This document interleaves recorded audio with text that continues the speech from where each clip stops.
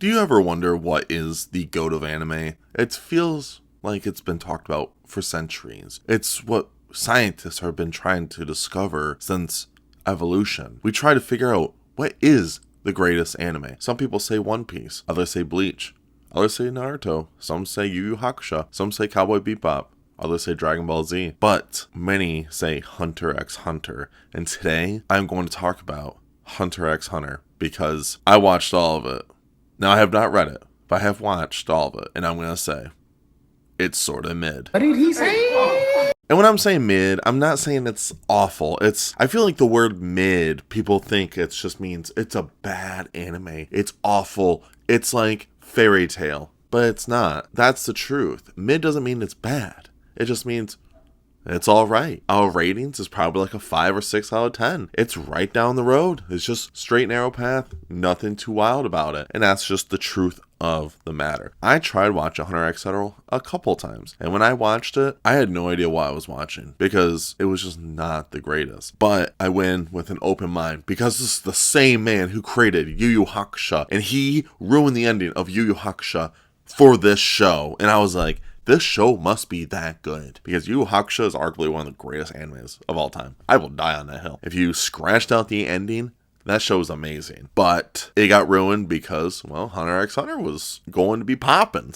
And I had to watch Hunter x Hunter. I had to feel why people liked it. I had to see these moments. And I had to wait the moment of Gon doing his transformation. I had to see why. And I'm going to be honest, most of the show is just not that good. And we're going to start off by a nice simple thing. We're going to start off with the characters. And then we're going to do story. And then we're going to do arcs. And the characters, we're going to talk about only a couple. Because I don't really want to talk about all of them. Because a lot of them are just whatever. We're going to talk about the main character, Gon. Now, Gon is your basic main character. He's really stupid, he's really strong, he has a lot of potential. That's kind of it. And he has the biggest thing is where every main character has where everyone likes them. You can start out, it's enemies to lovers for the book tropes. Everyone ends up loving Gon eventually. Doesn't matter what he does. He's just an idiot and he just likes to fish. He has a giant fishing pole. And all he wants to do is see his dad. That's all he wants to do is meet his father and become a hunter. So, pretty basic. And me watching it, I was like, alright, makes sense. I'm not going to judge it yet. And you meet Kurapika, and then you meet Leorio, and then you meet Killua. And right off the bat, Killua is the definition of a psycho. I did not like Killua at all, because Killua reminds me of Patrick Bateman from American Psycho. In just some elements, because they are both psychos and they're just obsessive about murdering people. And that's all Killua was doing. And of course, when he meets Gon, he changes. Whatever. But when you first meet this cast, you actually thought throughout the whole story that you were going to hang out with all of them. But after, like, Leorio just wants to get the hunter exam so he can just become a doctor. And when he passes the exam, he's kind of done with what he wants to do, and I didn't really understood that element. I thought it was going to take longer for him, and then I saw it, I was like, oh, all right, well, he's done. So what happens to him now? Kurapika wants to kill the Phantom Troopers, which makes sense to me because what they did to his family makes sense. Well, his clan makes sense to me because I'm like, oh, that's pretty messed up. So Kurapika, I didn't really like Kurapika too much at first going into the show, but he grew on me a lot, especially the York City arc. We're going to be talking about that in a minute. But going in, I expected all these characters to be a band of characters for the whole show, and they kind of don't. Like, you get elements of them together, but after the York New City arc, there's just the Gon and Killua show after that, and it's just like, huh. So the story is Gon wants to meet his father. He wants to become a hunter and find his deadbeat father. His father is the definition of deadbeat. There's a lot of people are always like, Goku's deadbeat. But it's like, bro, at least he sacrificed himself twice for one time to save his kid. Actually, he tried to save Gohan twice. But I'm just saying, like, at least Goku did that. Like, Gene is the definition of a deadbeat. He was like, yo, I gotta go get my milk, and then you'll never see him again. And that's what happened. And they make it sound like he was just the greatest man in the world, but it's like, no, he's not. He is a terrible man. He is a terrible father. Like, he's everything you don't want a man to be. That's what Gene is. So I'm like, where are people getting this idea of why Gene is so great? And I just don't understand. But that's the story of Hunter x Hunter. It's pretty simple. Like I said, I haven't read the manga. I'm not reading the manga because I didn't like the show, so why would I read something I just didn't like watching? I mean, I guess you could say that for a lot of things, for like book adaptations. but it's like, it gives you like a bad taste in your mouth after. So I'm like, no. So I decided I'm not doing that. And I'm probably never going to read Hunter x Hunter. If I do, I'll put it on my booktube channel. I do have a book channel. Still, with this story, it just felt like how the show ended. The show could have ended and then just been fine, but it still wasn't a very satisfying ending. So it's just like, whatever. But there's a lot of elements in this show that, for one, is a little sus. Because you got Hisoka that I'm going to say this now. Anyone who likes this man, I'm really going to question you for the rest of my life. I just got to put that out there because he gives me the chills. He is very uncomfy around children. He is like P. Diddy up in this place. But I'm just saying, it's just weird. I get where the author is trying to write him like he's just really likes to fight strong characters, which is fine. But the way that he acts, everything, I'm like, yo, where is this man? Like, we need the police for this man, because this man is a little sus, and we need him out of here, especially around children, because his obsession over 2 12-year-olds is a little like, ooh, yeah, it's a little weird. Just saying. So, yeah, Hisoka, I'm just like, okay, a little weird. We're going to talk about a little bit. Now we're going to go real depth into these arcs. I just want to talk about the arcs more than anything else. Characters, story, whatever. But the arcs I want to talk about is the York New City arc. And then I want to talk about the Ant arc. The two biggest arcs. You have the video game arc, which I thought was pretty mid. And then you have like this battle city, like this battle tower one. The only thing that was good about that one is Gon got strong enough to actually hit Hisoka and give him back his badge, which is pretty dope. I thought that was the only cool moment. The rest of it was really bad. And I think the Hunter exam arc was really bad from pacing. That's the biggest issue about Hunter x Hunter is the pacing. I feel like there's just a lot of issues with the pacing. But the York New City arc, I think the pacing was awesome. I think that whole arc was so good. Like, everyone talks about the Ant arc being the best. No. I actually think the York New City arc was the best arc. I think it's because it's the pacing. It's just not bad in it. It's really good pacing. It's a really good, solid arc. And it feels redeemable. There's a lot of good moments that actually was a payoff for characters. And in the Ant arc, there's not a lot of payoffs. It's just you got Frieza Cell baby, and that's it. You have ants. We'll talk about the Ant arc in a moment. So the York New City arc, I actually really liked. I think meeting the group was really cool. In Chorola, I think that's how you pronounce his name. Chorola is actually a really cool villain. Like, he's not even a villain to say. He's more of just like character that you can just get behind.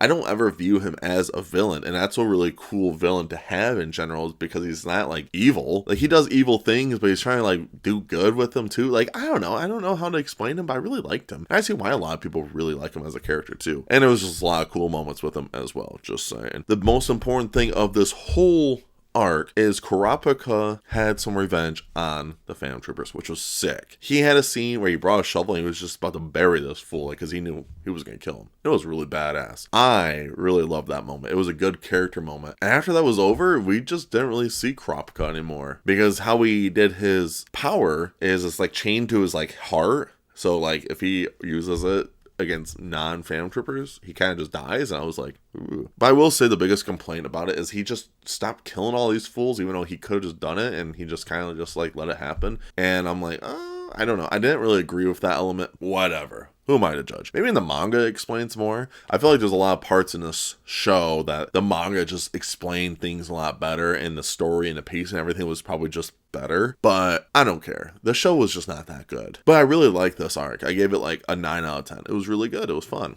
So now we're going to talk into the arc that I really hated, that I was most hyped about, because a lot of big things happen in this that I felt like was overhyped. We're going to talk about one of the biggest things, Kite. Now everyone's going to get mad. I don't care though. I speak my mind when I talk about everything. But Kite was a father figure to Gon, apparently. But in the show, you meet him in this arc. He dies like 5 or 10 episodes later, somewhere around there. I can't remember off the top of my head. But he dies, and Gon, whole persona different. Like, he wants to seek revenge. He just wants to kill some fools. I get it. It's like a moment where it's like, oh my gosh, this is so sad. But it's like, you don't really know this man that much. And I had some people I talked to that were like, oh, in the manga, you meet Kite way earlier, so this moment makes more sense. And I was like, oh, that does make more sense. But in the show, it doesn't. It's like, I couldn't imagine You mean Goku meets Krillin like 3 episodes before Krillin dies against Frieza, and then Goku goes Super Saiyan for no reason. It really would strip away that impactment, I would say. And yes, everyone's gonna be like, oh, well, Krillin died in Dragon Ball. But it's like, at that time, Krillin was like dead, like gone forever. So it was really just crazy things going on in that. And Goku being best friends with Krillin since Dragon Ball, and Goku was able to go Super Saiyan, it was more impactful than what Gon was doing. I felt nothing when Gon started transforming because the Chimera could not fix Kite. And she was like laughing about it, but I was like, yeah, that was pretty clear she wasn't going to do it. Gon just beats the crap out of her and kills her, which was pretty dope. I mean, don't get me wrong, his transformation was dope. All of it was dope, but to me, emotionally, it felt like it was going nowhere. And, oh my gosh, the point when Kite dies, I think the pace of that was pretty good. As soon as Kite like gets attacked and Gon and Killua leave, pacing out the window. It literally was just thrown behind him because, wow. I think it was like 20 episodes before things actually start getting wild again. Like, everyone's talking about, oh, we need to stop the Chimeras. We need to stop the Chimeras. And I felt like people were just hanging out, not doing anything. I'm like, if these guys are so bad and you don't want the king to be killing fools, why are we taking so long to get there? Especially because none of the Chimeras really knew how to use in yet. So it's like, why don't you guys just go there and kill all these fools? But instead, they're just dicking around, doubting the area, and Gon's and Killua is just back with this crazy haired lady. And it's just, I don't know, the pace was just so bad. And I get there was like a training moment for Gon and Killua, so they got stronger, but it's like, I just wanted to rub I just didn't even know why I wanted to rub my face in, I guess. I don't know. I know that's out of pocket, but it's like, why? Why is this taking so long? And then when King fights the like Grandmaster, I can't remember his name off the top of my head. King fights him, badass, mind you. It was really cool. King dies from a nuke. 2 of his Chimeras come back. And they like cry and they give him some of their in so he like comes back to life. But all he wants to do now is just spend his last day or whatever with this blind girl to play like a game because she showed him how to like live. And it was just like, I get what they were trying to go for. I get it. I do. People, I get the idea. But I'm also like, dear God, this pacing is awful. Like, I get it. King hangs out with this blind girl. Literally the whole arc, he hangs out with this girl and all they do is play board games together, and she keeps whooping him in it. He starts learning like a good relationship with this girl, and it's really cool. Like, it's good. Like, he's trying to show like humanity in his character, but it's like everything else is just a really rough thing for pacing. And for me personally, I love these long character moments. I like good character development throughout shows, but it's like, oh man, it was so rough. And like I said, the moment when Gon becomes like his transformation stage, I did not feel like anything. Like I said, Kite was barely in the show, so like, why is Gon like already just like freaking out? Like, if that was Killua or Leorio or Kurapika, I actually would understand more. Then I'm like, oh, that's why Gon did that. But you just met Kite for like 5 episodes and then it's just like boom, right out the window. It's like, I don't know, it just didn't feel that impactful as I was hoping. Maybe that's just me, who knows. I can't wait for people to tell me how stupid and how my opinion doesn't make any sense, whatever. But to me, I just struggled with the show a lot. And then it didn't feel satisfying when Gon met Jean either. Like, it just didn't feel satisfying. None of it felt satisfying. And that's the truth. Besides Krappa killing one of these fan troopers, that felt really good, honestly. But other than that, I'm like, this is it? So, I don't know. I didn't really enjoy Hunter x Hunter as much as I thought. And I think it's just a mid-anime. A lot of people always talk about it's one of the greatest animes of all time. And honestly, at the end of the day, it's our opinion. So it's like, if that's what you think, more power to you, sister, but I do not see how this is a goated anime. There's no way. Maybe the manga is different, because a lot of people always talk about how good the manga is, and maybe that's just the truth. But to me, I'm like, oh, dear God. If you guys like the video, that's awesome. I'd like to know what you guys think about it, but I think I have enough ranting for the day, so I'll see you guys later. So, yeah, see you in the next video.